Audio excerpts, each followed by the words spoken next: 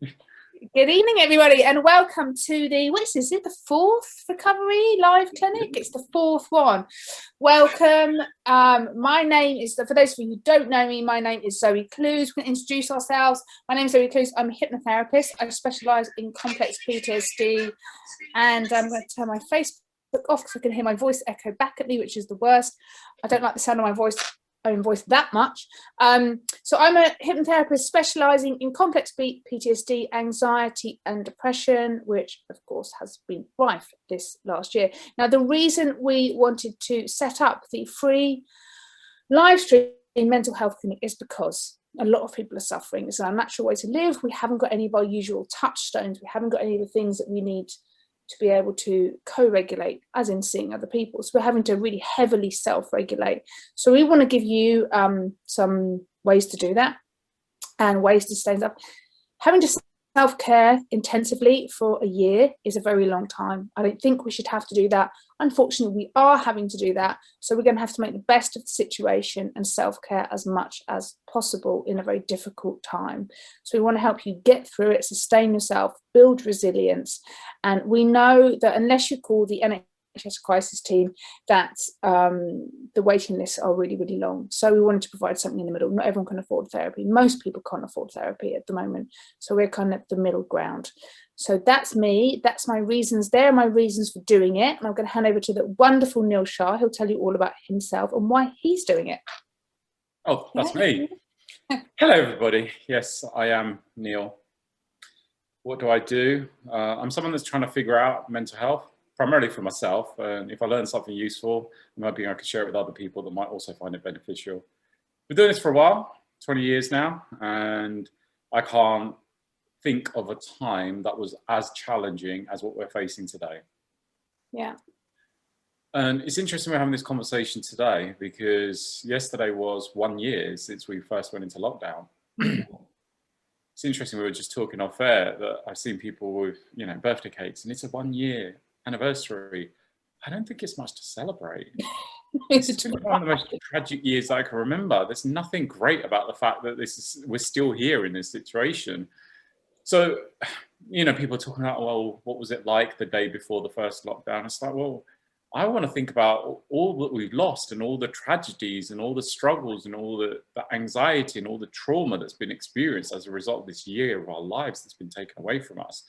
I totally agree with you, Zoe, that there's only so much self-care you can do. There comes a point where you can keep papering over the cracks, but you really need to address the core wound.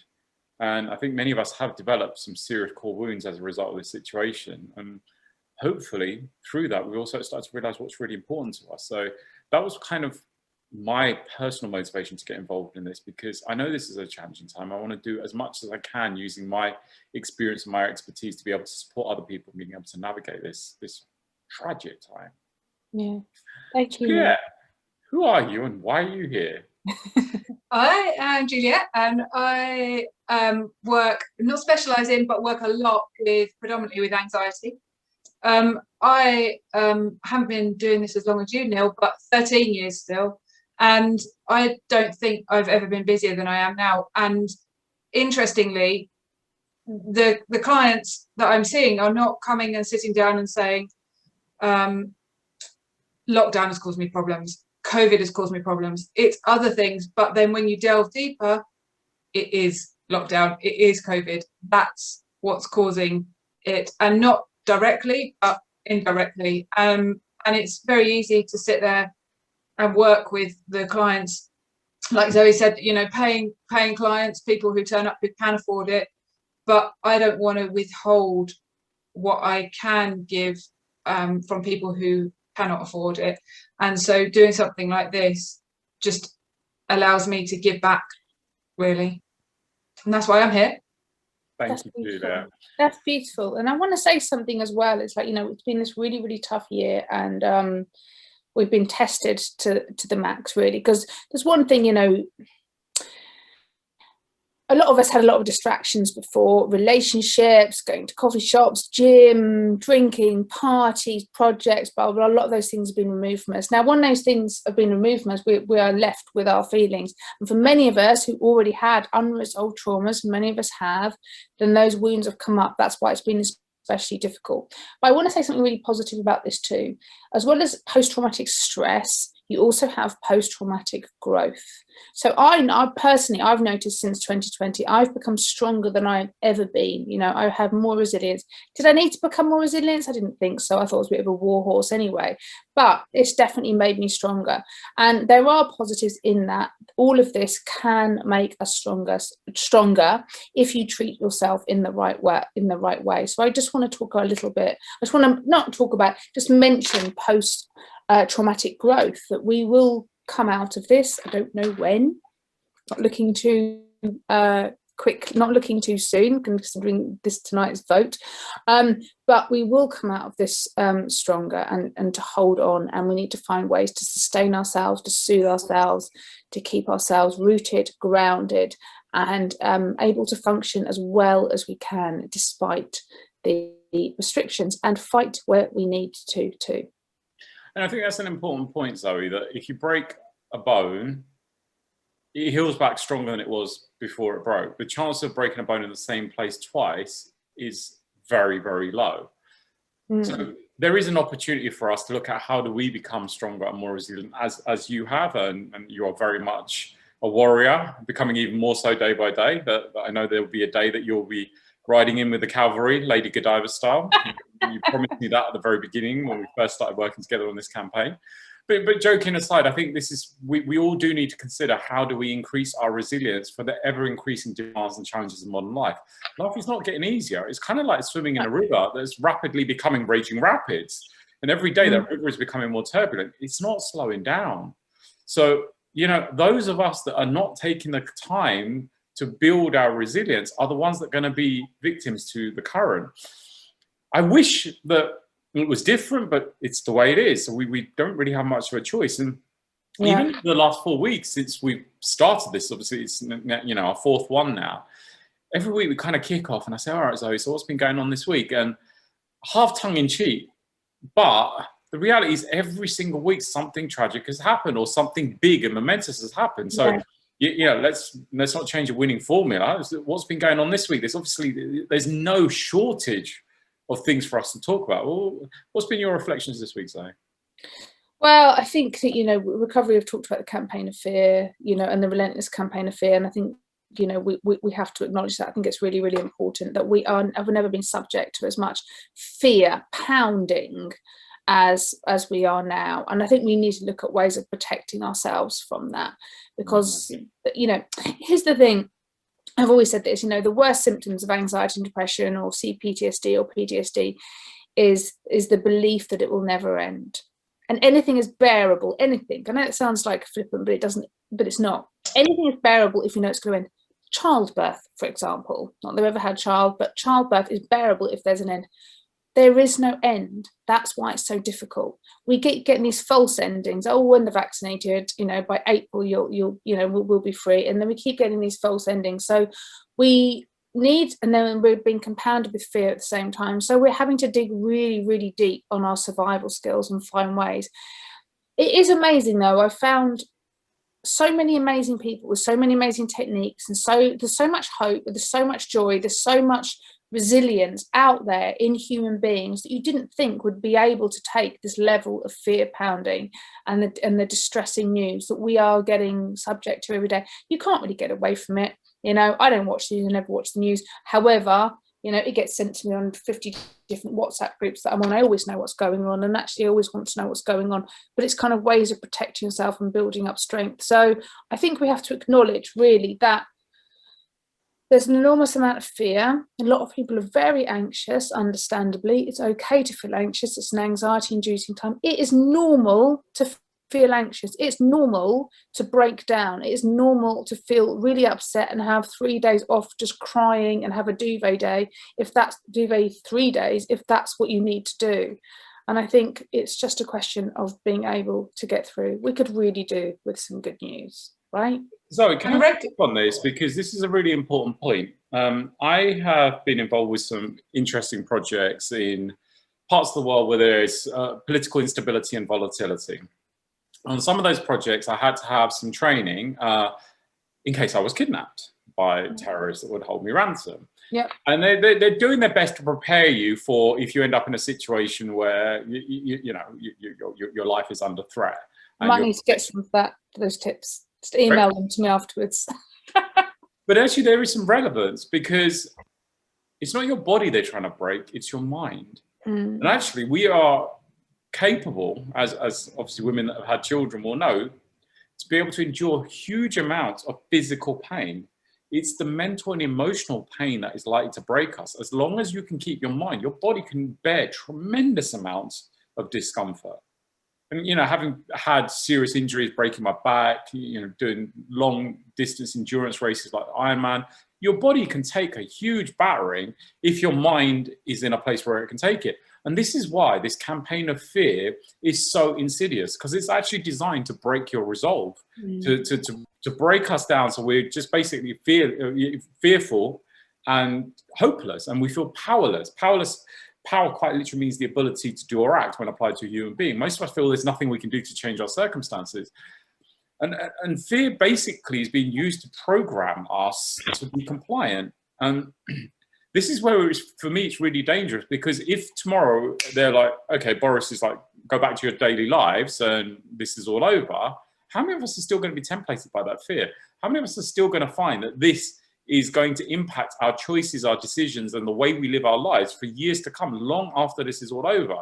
And I think it's really important we do talk about this. And it's also, I think, one of the reasons why people have got to a point where enough is enough, which is why we saw so many people out protesting this weekend. Whether that's right or wrong, ultimately people have got to the point where they are fed up and exhausted, and they're not willing to take any more. We must acknowledge that.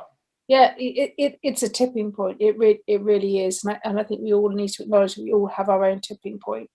Just to add into that, it's not just decisions, I don't think, Neil, because fear or anxiety or stress does affect the immune system.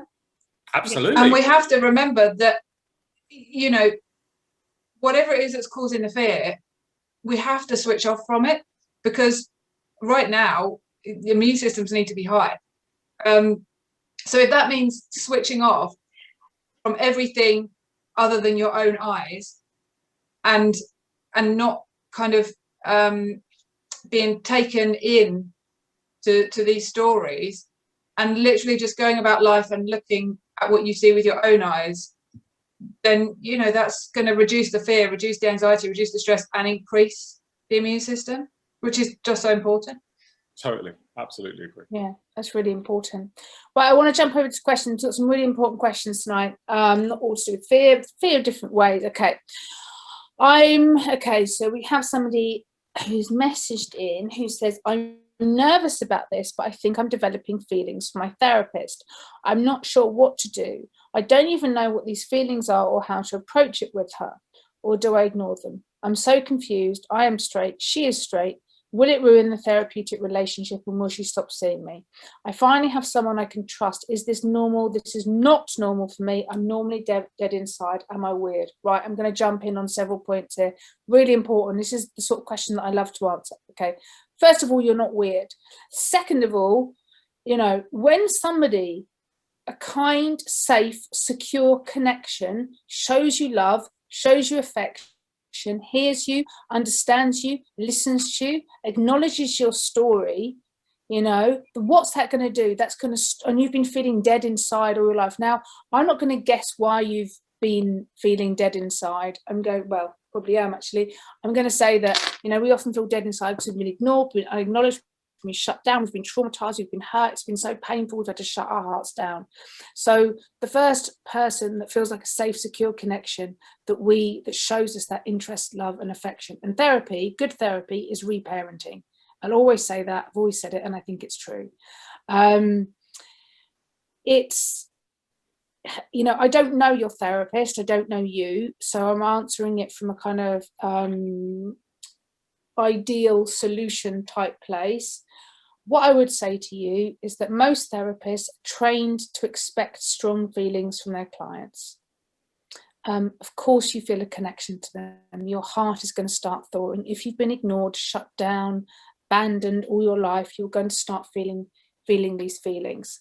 There's nothing wrong with it.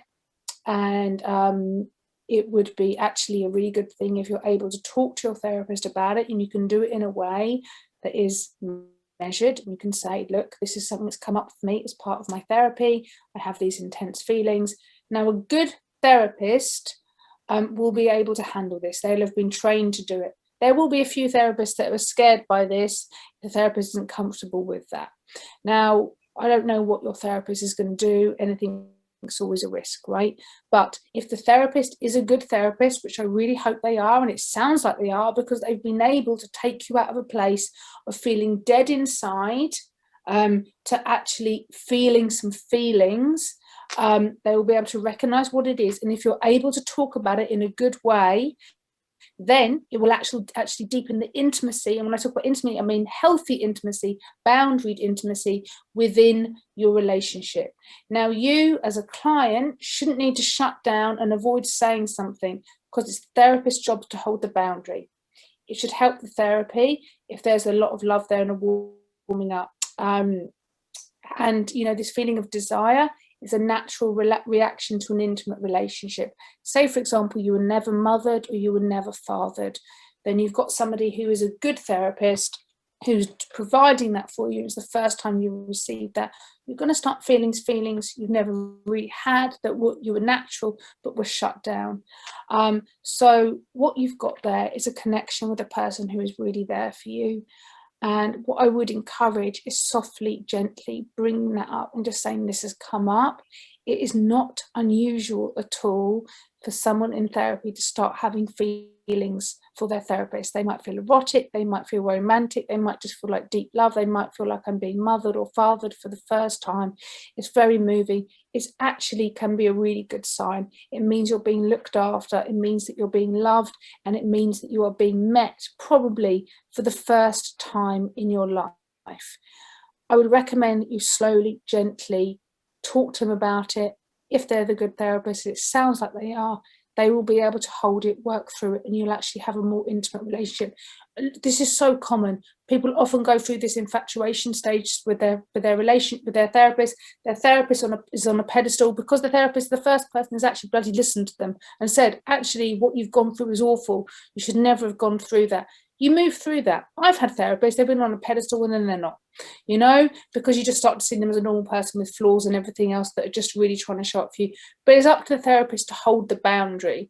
Now, that is going to be my advice, but I want to say to you, reassure you, nothing weird, nothing normal. I don't know whether it will ruin a relationship or not. It depends on your therapist, really. But I think it's really important for you to be able to express your truth. I hope that helps. Yeah, I want to add a little bit to that, because you're absolutely right, Zoe. The phenomenon is known as transference. It's very, very common. If I remember correctly, it was Sigmund Freud that first documented this. And his first assumption was this was a real threat to the therapeutic dynamic. But I think as he progressed in his research, he found it was actually its greatest tool. Because if you kind of look at the field of psychodynamic psychotherapy even, what they would do in a situation like that, because as Zoe said, this is a good thing. This is showing unresolved conflict. There was a place where you didn't get the love or express the love. And what this is doing is highlighting that this is not your therapist. This is you. Actually, the therapist is just holding up the mirror, and the affection you are feeling towards your therapist is actually affection you didn't get or you weren't able to express to someone else.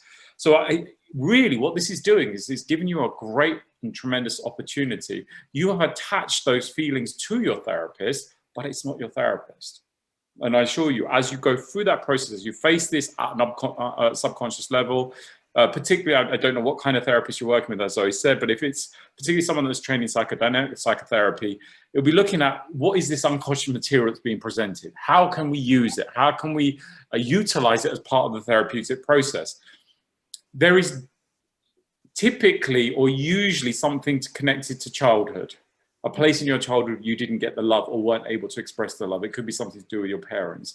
So as I said, like the natural reaction when you feel those strong emotions is to direct it to the object of those emotions. But the reality is the world, the universe is just a mirror of what's going on inside. And I think this is really good. This is really powerful that you're feeling this, because when emotion comes up, we typically are scared of it, but emotion is signaling that you're working on something that's true and real. Yeah, and your heart is opening and you're thawing. Absolutely. You're thawing, which is a great thing, because being shut down, locked down is powerful defense. But, you know, Brené Brown always says this. She says, you know, when we shut down in one area, it, you know, you can't just selectively shut down. It truncates across all areas. You know, you shut down sexually, you shut down emotionally, you shut down physically. There's so many ways of shutting down. Okay, amazing. I think it's just such a good question. And I just want to say to you, I'm so pleased you're able to start feeling, because when you start feeling, that's when you start healing. Juliette, over to you. Yeah, I was just going to say as well, you know, therapy is based on rapport, isn't it, really? I think, and like you said, Zoe, you know, mentioned many times a good therapist, and a good therapist will be able to build that rapport as well with their client. And that's when the best therapy is going to happen. And therapy is intimate as well. I mean, it is. Even in just the physicalities of it, you're in a room, shut in one room with one person, and that very rarely happens in our world, unless it's a, you know, a friend, really, or a relationship. So you know, that can sometimes confuse the feelings of rapport for other things. So I think, like exactly like you've both said, and hopefully the therapist is ethical in their behaviors, and it will just create a great therapeutic relationship. Yeah, definitely. And a therapist should never cross that boundary of, you know, acting on that, although obviously we have heard of that in the past. Okay, so, you know, I think gently work out what you want to say to this person. You'll probably find that it changes, and it, you know, if they're a good therapist, it deepens and intimate and makes your relationship more intimate, which of course accelerates further healing. Okay, I'm going to hand this one over to Juliette. Hi, this week I've had it pointed out to me that I'm in complete flight response when it comes to dealing with my trauma. I've been told I'm completely avoidant and I need to slow down and sit with my thoughts in order to build a tolerance to them. My doctor says that I'm always running away from my triggers by leaving the house for hours a day, pushing my body to the limit, doing exercise to feel as much pain as I can. I'm starving myself, taking too many pills to numb myself, but she even says reading books on trauma and journaling is all avoidant too. Have I been completely blind to this? I always thought I was a freeze response. Now I feel like I don't know myself at all. I don't want to have to sit and think about my perpetrator. That's someone that hurt this young lady, but it sounds like I have to. How can I ease myself into this without causing harm to myself? It is going to kill me if I do slow. Is it going to kill me if I slow down? I worry that it will. There's a lot there. Yeah, you can pick some points out. I can. Yeah. Yeah. I'm going to pick some points out. I think this is really common, to just busy yourself.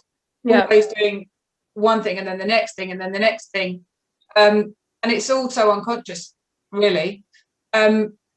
And it's interesting because we've lived the past year being able to do so few things, but this person is clearly still finding things to do all of the time. And at the beginning, when we were introducing ourselves and you guys were talking, I was thinking about how this year has actually potentially been a great year for self-reflection. But this person's clearly not been able to take the time to reflect. And the point that someone has said this person needs to sit with their thoughts, is that right? Yeah, the situation is difficult because there's a perpetrator that is sort of close by. There's a difficult situation going on, so this person constantly feels under attack. So it's very hard for them to sort of sit and reflect because there is this constant feeling of trauma that is not in the past but is here right now too. Yeah, and they're in the flight response because they're trying to get away from this person that's there that they can't get away from. It's really, obviously, we don't know who this person is, whether they can get away from that person, whether they can cut contact with that person. And it sounds like maybe some boundaries certainly need to be put in place, so that they don't feel like they're having to run away all of the time from this person. yeah, read a few more bits. My doctor says that I'm always running away from my triggers by leaving the house for hours a day, pushing my body to the limit, doing exercise to feel as much pain as I can. I'm starving myself, taking too many pills to numb myself. But she says even reading books on trauma and journaling is all avoidant too. I mean, the thing is as well, you know, you always say this about feelings. It's like, you know, sometimes when you're in intense trauma, a fight, flight, freeze, fawn, whichever, you know, that you are, and you're not nowhere near your window of tolerance, even though what window of tolerance is, let alone, you know, hang out in it. It is really, really, really tough to sit with your feelings. You know, this advice is given to sit with your feelings. Now, what I always say about sitting with your feelings is literally get up in the morning, have a cup of tea. If you're in intense distress, have a cup of tea with your feelings for about 10 minutes and go, okay, I feel like fucking terrible, and then you get about and do with your day. But just build it up really, really, really slowly, because sometimes you've got to, you know, when you've been when you're a victim of CPTSD, feelings are completely intolerable. That's why people are using alcohol, drugs and all sorts of things in order to escape, because it's intolerable. So I always say build it up really slowly, you know. And sitting with the thought, sometimes almost running through what would be said if you were in a counselling session yourself. Mm-hmm. You know, counselling yourself, and that slowly, like you say, and for short periods of time. And that maybe is difficult if you haven't experienced any kind of talking therapy before. But if you can, you know, just questioning just the first thought, just one thought, and exploring one thought and one feeling instead of the whole lot all at once, and just taking that really slowly. And where's that feeling come from, and what's it feeling like inside my body? How does it feel physically? And then what does it make me want to do? You know, does it make me want to go out for a run, or does it make me want to not eat food? Yeah. I want to add a couple of bits to this, because obviously we don't know the full context here. And I just want to talk to a safeguarding issue, which may not be relevant for this individual, but I think it's important for anyone listening that is concerned about their own welfare. Firstly, I can relate to this firsthand. I took up running because I was quite literally running away from some relationship problems I was having, and I was running longer and longer distances. Got to the point where I was running marathons regularly, and I thought I was doing a great thing. I was doing something positive, but it's not what you do, it's the intention you do it with. My intention was that I was just trying to get away from my problems. No matter where I went and how long I ran for, I was still there. Mm. So at some point you have to stop and face yourself. And I know that's not easy. So, and I'm not suggesting that running is a bad idea, but is there a way that you could actually face what you do and actually get to the point where you're running from enjoyment because it brings you pleasure rather than you're trying to escape from something? Because that's a strategy many of us employ. When things get tough, we just want to escape. We want to get away from it, but you're always going to be there. The other thing I do want to add, particularly given what's happened over the last year, we have had a notable increase in domestic violence. I know this has been heavily reported on. And obviously we don't know that that's the case here, but I think it's just important for safeguarding reasons we do bring this up. It's not something we've touched on so far, but it is an important concern. I've spent my day today looking at data around what are some of the tragic consequences of this last 12 months of lockdown, and domestic violence, domestic abuse, child abuse has gone up significantly. So for those of you who are not aware, like if you're stuck or trapped in a situation where you're finding it hard to get away or to be able to ask for help, there is now a universal sign as a campaign that has been started. So if you're on a Zoom call, just raising your hand, you know, completely not, you know, without raising awareness to it, fold your thumb in and put your hand down like that.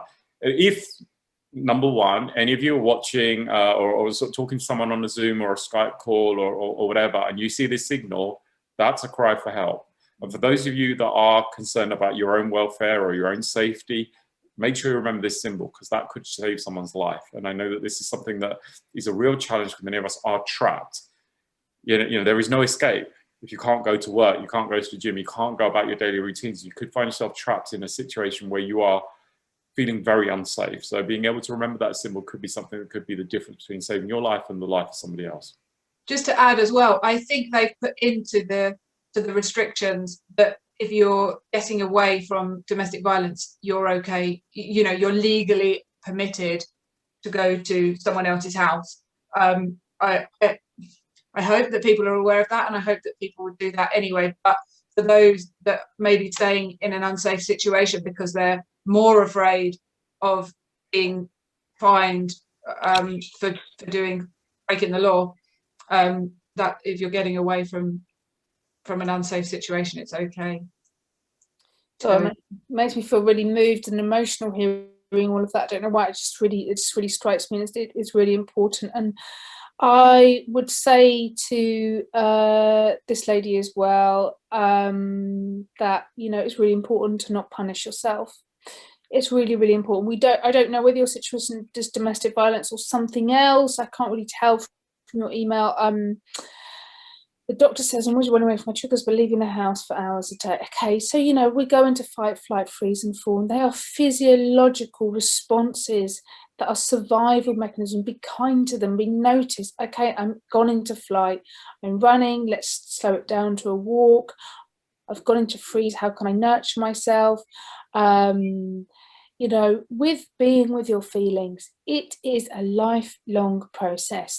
No one sits there and marinates in their feelings when they're in CPTSD trauma for 12 hours a day. No one can do it. It's not impossible without being physically or emotionally held by another adult or a team of adults or group therapy or a Zoom call or something else. So give yourself a break. And if you are able to spend 5 minutes in the morning having a cup of tea with yourself and with your feelings, assuming there isn't a domestic violence situation going on here, and that perhaps there's someone that you're trying to get away from, but it's in a different way, then I would give yourself some credit around that. It's not going to kill you to slow down. It's, you know, assuming you're not in that situation, it's always the fear. You know, flight response will tell you it's an emergency sort of reptilian brain response, and it will tell you, I must act now, otherwise I will die. I've got to buy this top, I must drink this drink, I must get away from this situation. And sometimes we need to get away from that situation. But what I will say to you is that slowing down will not kill you unless you're in a dangerous situation.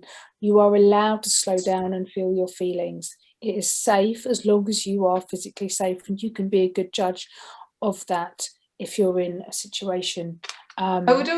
Sorry, I was just something you said made me think about whether it's worth this person. Obviously, we don't really know the story at all, but questioning whether there's actually just a fear of slowing down that isn't related to the other things. The other things sound fairly serious, but if they're not as serious as they do sound in the email, then is there a fear of just slowing down in general? Is slowing down the phobia, if you like? And as you've just kind of said, you know, with the brain, it's working to keep us alive. And if it's got a fear of slowing down, then it will be believing that slowing down is going to kill her, and it's kind of doing everything it can to stop that happening. So that's just something to explore as well. Like you said, slowing down won't kill her, and test it, see what happens. Yeah, and test it in little bits. Slow down for 30 seconds, slow down for a minute. You know, and sometimes we just do something to realize the world doesn't collapse, and then, you know, we can do it again. Okay, probably need to know a bit more about that situation for the next time. But okay, we've got another question in. Why can't I see what other people see? This is like a body dysmorphia question, BDD question. I can't even look in the mirror without ripping myself apart. I don't wear nice clothes because I feel like I have to cover myself up. I'm sorry. People constantly tell me I'm beautiful and I'm the most kind and caring person. I'm the best nurse to work with, and that's lovely. But all I hear in my head is negativity. I can't shift this negativity. I want to love myself the way I love others, and I believe that I'm worth something. Okay, so what I will say about this, first of all, is that when we have this persecutory super ego in our head that is saying, you know, like I used to have it, it was like I couldn't pick up, I don't know, a box of matches without it going, you did that wrong. It's due to unresolved trauma, you know, that is white noise in your head. So you either absorb that from your caregiver situation. It's not there for no reason. You know, we all have a super ego, and it's there because we need it so that we have a conscience and don't go around acting like a psychopath or a sociopath. And but what happens when it's merged with trauma, and trauma tells us that we're defective, we're not good enough, we're unworthy, we're unlovable. We know the narrative, right? Everyone else is all right. We do the compare and despair. It merges with the superego, so it becomes the persecutory superego that attacks absolutely everything. It's the main thing I work with my clients, and it attacks your self-image. It tells you you're fat, you're too thin, you haven't got enough money, you've got too much money, you're not good enough, you'll never do this, you're a loser, you're a that, you're a this. So I would say, first of all, that there's probably trauma that needs to be gently and lovingly and compassionately worked through with someone, if possible, where possible, when possible, to understand where this comes from, because we don't have this vicious voice in our head for no reason. And I will also say to you that it is not the voice of truth. Now, it's very convincing, but it isn't. It is the voice of fear.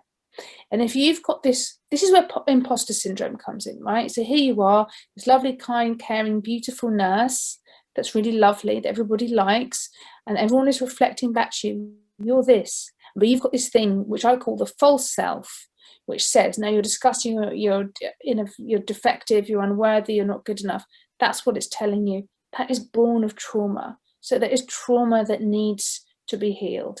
Yes, there is other work you can do on it by telling this persecutory superego to F off, or my favorite, not today, Satan, getting angry with it, getting into the fight response.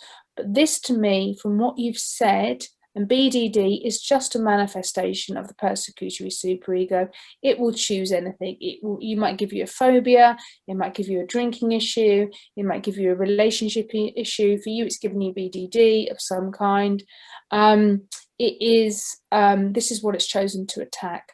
So for me, this is a call from your soul, from you, to look deeper at perhaps what's caused this. Perhaps you picked this up from mum and dad or your caregivers. Perhaps something happened. I don't know. I don't want to speculate at this stage because I don't know. But there is a call and to do deeper work somehow, like I said, to understand why that voice in your head is so vicious to you, because I'd bet my bottom dollar that none of that you've just described is true about you. It's really interesting when I hear many of these questions.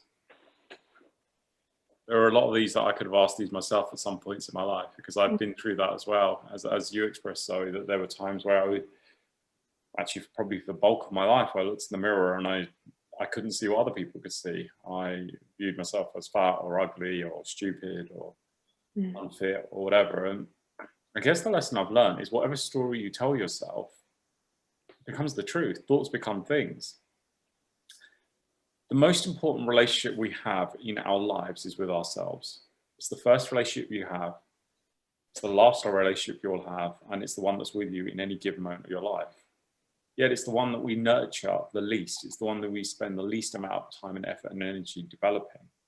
We put more effort into our relationship with our friends, with our family, with our work colleagues than we do with our relationship with ourselves. And you know, people can tell you all of these wonderful things about yourself, but if you can't see it and you don't believe it because you've not taken the time to nurture that relationship with yourself, that becomes your truth, that becomes your reality. And until you start to recognize and to put the time and the effort in to see what other people can see, because they're not just saying it. I'm sure that I'm positive that they can see aspects of yourself that you can't see because you've got the blinkers on. So what can you do to take those blinkers off? To open your eyes to the reality of who you really are. Because right now you're not living your truth, you're living your story, a story you have told yourself about yourself. And much of this will be directly as a result of external feedback, things that your family, your teachers, peers, brothers, sisters, parents may have told you that have allowed you, have caused you, should I say, to actually develop a belief system about yourself that wasn't true. I remember, you know, teachers when I was young, my PE teachers in particular, saying, well, Neil's got many skills, but sports and athletics isn't one of them. And, you know, I believed that for a lot of my life. And because of that, that impacted my choices, my decisions, and how I showed up and what I believed I could and couldn't do. was only when I got to later in life where I became a bit of a rebel and I started to challenge that. And I was like, well, you know, for years I've convinced myself that I couldn't do this. I'm going to prove them wrong. And when I changed the story, the reality of my life, the landscape of my life changed significantly. So how is this story you have created about yourself holding you back? How is it preventing you from having what you deserve? Because let me be honest, it is just a story. And until you start to peel back the layers of story, until you get to the truth of who you are, you will never be able to reclaim your power. But you don't have to be special or talented or gifted to do this. We all have the ability and the possibility to do that. It just requires some work and a bit of effort to work through those layers. I've been talking as well a bit this week with clients about self-care. We were talking earlier about self-care and how we can't, you know, we've done a year's worth of self-care. It's boring, isn't it? But in the past, when I've been speaking about self-care, it's been about, you know, kind of mental self-care, you know, what can we do to feel mentally well? But something that sometimes gets overlooked is physical self-care, you know, really loving the body, loving your own body. And by loving it, I don't mean looking in the mirror and loving it, but nurturing it. And, you know, giving yourself a massage in the areas of your body that you can reach. Just various kinds of things, so you're actually nurturing your body and treating your body as you would your child's body, for example, and then just really loving your body in that way, and then loving yourself in that way. And it becomes a lot harder to hate yourself or be disgusted with yourself when you're actually actively showing your body love physically as you would your child or partner. That's really beautiful, and that's something I hadn't even thought of. And that's you know what, it's great. It's so lovely. Yeah. I mean, these three kind of like different perspectives and ways of thinking of things, because it's all so helpful, you know, because they're all so valid. And I think that's really important. Yeah, and that's lovely. You know, you like treat your body like you would another body that you were really great. You know, it's really vital that you were taking care of that body. Okay, so we've got one time for one last question. Okay, here we go. Okay, so we've got one from practitioner. I'm finding it really difficult. This is about difference in opinion, because, you know, it is a bit bifurcation, can't say it at the moment. It's difficult. People are split, aren't they? It's very divisive at the moment. I'm finding it increasingly difficult to cope with my clients who are, you know, involved in the other side of stuff. And I want to scream to them about what I really think about what's going on with COVID, but I've already lost half my income due to the shambles. I'm using Twitter to speak out, share information, as I feel much less alone there. Yeah, there's a lot of people on Twitter who will agree with you, a lot of people who won't. But I'm emotionally exhausted, and my physical as well as mental health is deteriorating. Okay, so that's a red flag from you to you that something isn't working. I'm trying to limit my time on Twitter to 30 minutes a day, but I don't want to stop using it, as I want to know what's happening and feel it's vital to speak out, because I feel like silence is complicity. Totally get what you mean. I've often felt like that. I mean, I'm always rabbiting and ranting on. Sometimes I've had days now I've just got to shut up. I have a chronic stress and adrenal condition, which must be your priority, which I was recovering from, and now it's just getting worse despite all the supplementation I take. I did the usual de-stressing things such as japa, meditation, Wim Hof method, TRE, acupressure mat, trying to avoid too much thinking about future problems using law of attraction, and I teach yoga, so know all the usual things to do. I've got a couple of friends who are awake about the current situation, but that aren't local and don't have much time to talk anywhere, so I haven't got anyone I can talk to except the odd text message. We're grateful for any advice you can give how I can get myself back on track, as I'm struggling in a vicious cycle. Thanks for all you're doing. These sessions are one of the most important things in my life right now. Well, that's beautiful to hear.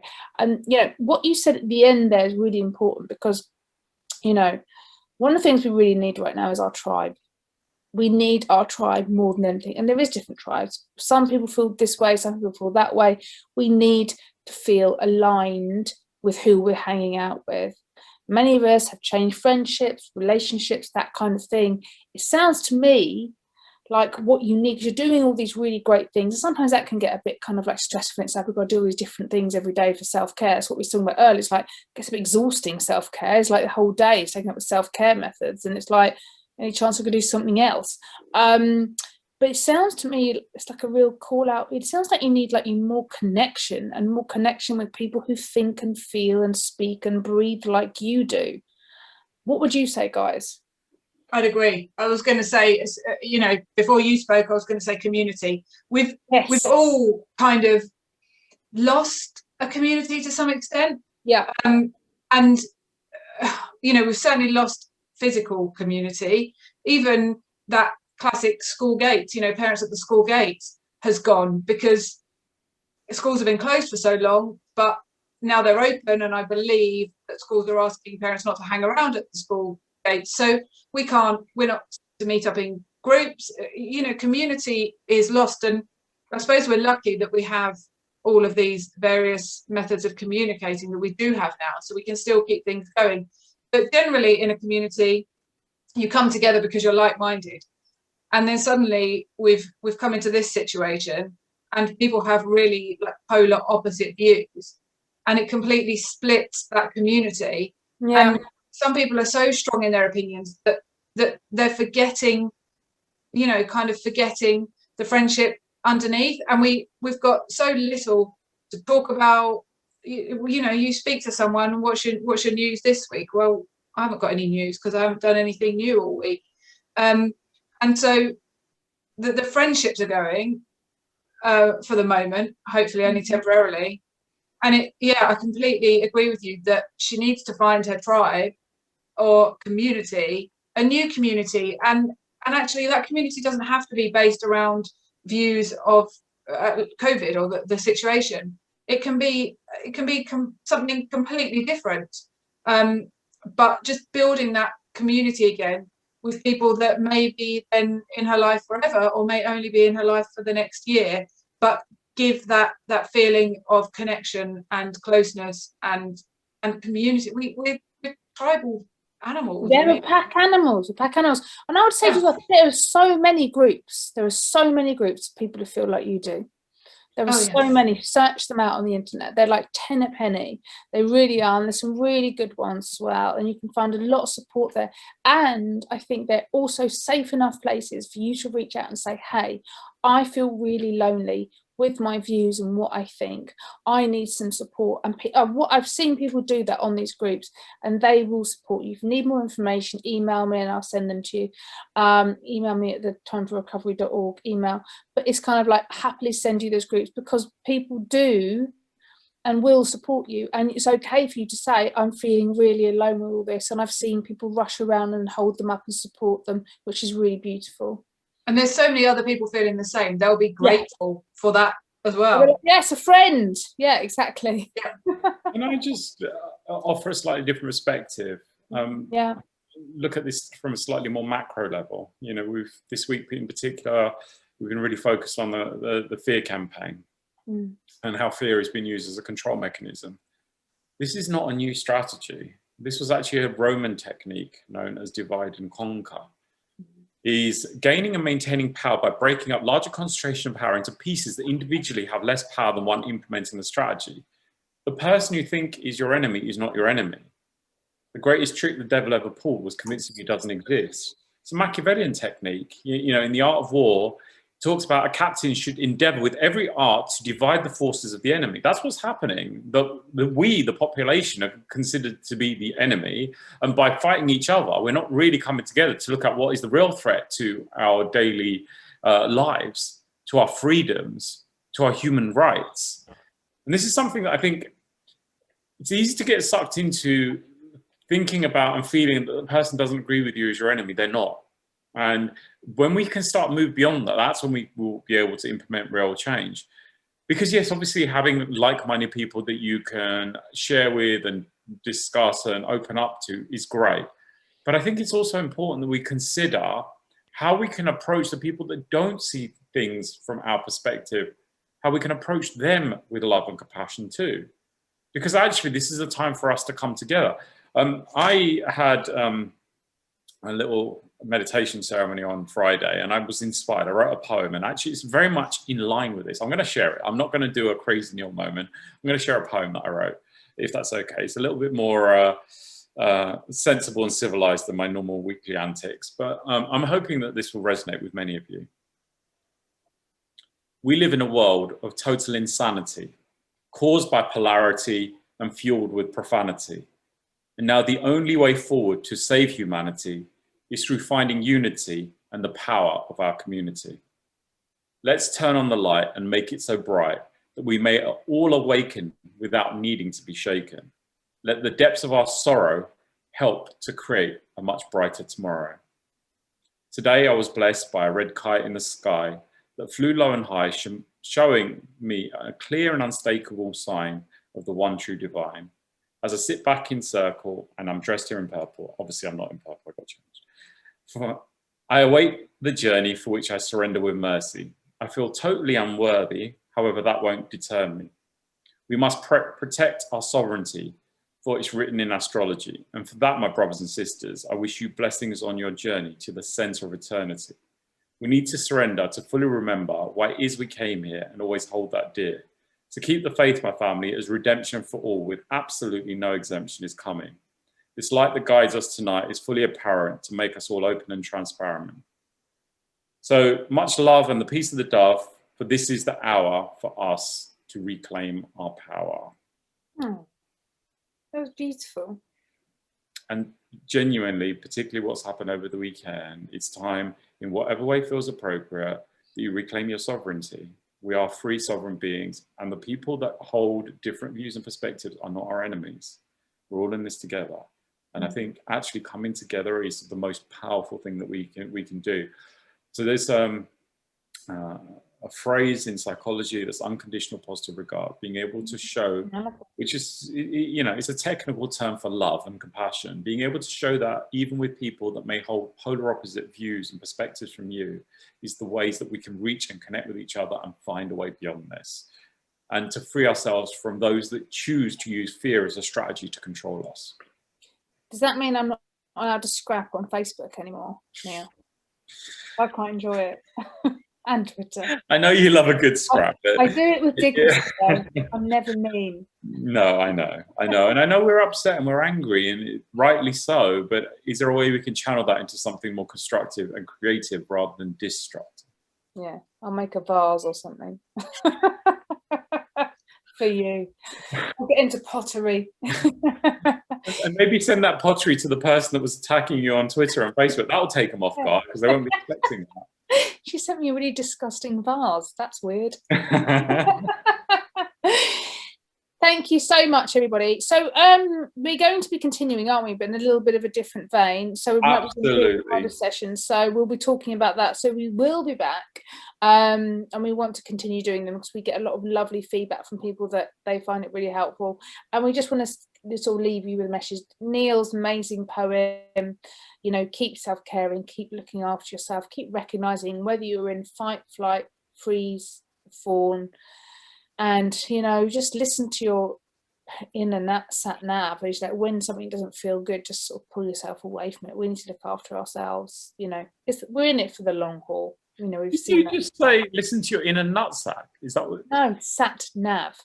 It's like, no, that's you. Go in a Freudian slip. We were talking about Freud earlier. That was clearly a Freudian. I was just like, your inner nutsack. No, yeah. Enough people do that, don't you? Yeah, well, yeah. To that as well. You did say off air you're living the life of a teenage boy, so that's maybe where the reference came from. In regards to my sleeping habits, that's it. Yeah. Just you know, being serious for a minute. Yes, we've made a commitment that we're going to run this through to the end of April, through the end of Stress Awareness Month, and we are committed to doing that. Obviously, we had to be creative about how we do that. So please keep sending your questions in. We are going to have to move the date forward for the question close to Tuesday because we're going to have to film it on either a Wednesday or a Thursday. It will still go out on Thursday evening, but it will be a pre-recorded, not a live session, because that's the only way we can facilitate this at the moment, unless obviously things change over the next few weeks. So we're really grateful to all of you that have supported this, for Zoe, for all our hard work and put this together, Juliette for showing up, for Felix at home doing his renovations, and all the people in the background like Kate and Jordan who's there. We can see him, but you can't. It wouldn't be possible without his effort and energy and his technical know-how, and all the other people that have really helped to ensure this has happened. So as I said, we're not going away. It's just a slight change of format. So please keep sending your questions in to info@timeforrecovery. Get them into us by Tuesday afternoon, and we'll do our best to cover as many of those as we possibly can. I want to say a massive thank you to Juliette as well. It's brought just a lovely energy and vibe to the whole thing. It's good. I like it. Good. Cool. Tell So, Beth things much love, possible. everybody. Stay safe. No, actually, like, Don't stay safe. don't stay safe. Stay- Get dangerous. Feel alive. Yeah. Be kind. Yeah. Look after yourself. All right. Take care. See you soon. Yeah. See you next week. Bye-bye.